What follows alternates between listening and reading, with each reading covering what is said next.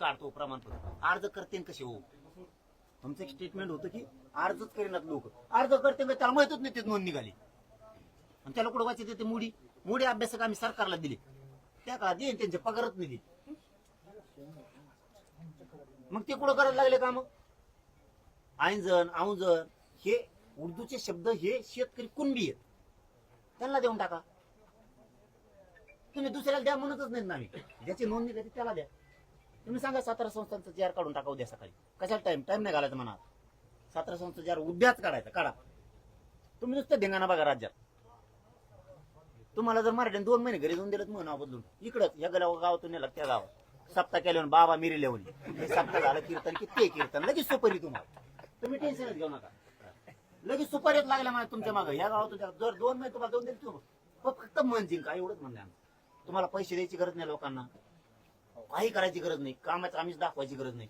तुम्ही फक्त हे त्यांचं मन जिंकून त्यांना हे 2-4 गोष्टी द्या. तुम्हाला मराठी मुंबईला जाऊ देत, त्याच्यापेक्षा आनंद दुसरा मोठा कोणताच नाही. तुमचं जीवन भरून पुरं जीवन, दुसरा आनंदच नाही.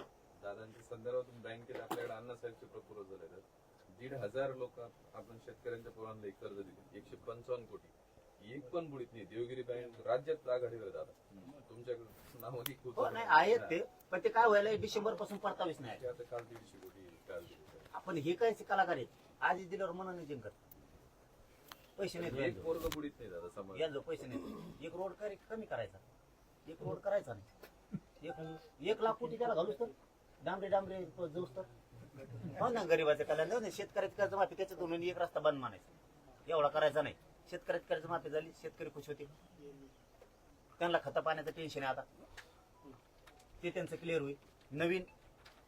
नवीन जुनं करावं लागतं. आमच्या ग्रामीण भागात बोललं जातं नवीन जुनं करणं म्हणजे पहिलं भरणं न करणं, की पहिलं नाही आल्यामुळे व्हाय नाही, हे प्रॉब्लेम आहेत. आता हे शेतकऱ्यांनी कोणाला सांगायचं? मग हे आमच्या दारात येतात बिचारी. आम्ही तुम्हाला सांगा जावं तर तुम्हाला टाइम नाही, आणि हे फटाफट कामं करतात क्षमतेनं. ते त्यांचा प्रोटोकॉल सोडून देतात, शिंदे साहेबाचे, अजित दादाचे, भाजपमधले काही अर्धे मंत्री प्रोटोकॉल सोडून देतात, काम करतात. मग ते मन जिंका ना. आता तुम्हाला किती सोपं आहे मन जिंकायला. तुम्ही फक्त पहिलं घरी सांगून ठेवा, मला नाही वाटत मराठी मला माघारी येऊन देते, कारण मग 22 दिवस गेले. एकदा जर मी आंतरवाली सोडली पुढच्या गावात जात, कारण लोकच रस्त्याने इतके आहेत. मी जर दौरा 75 किलोमीटरचा टाकला तर 110 किलोमीटरवर लोक आहेत.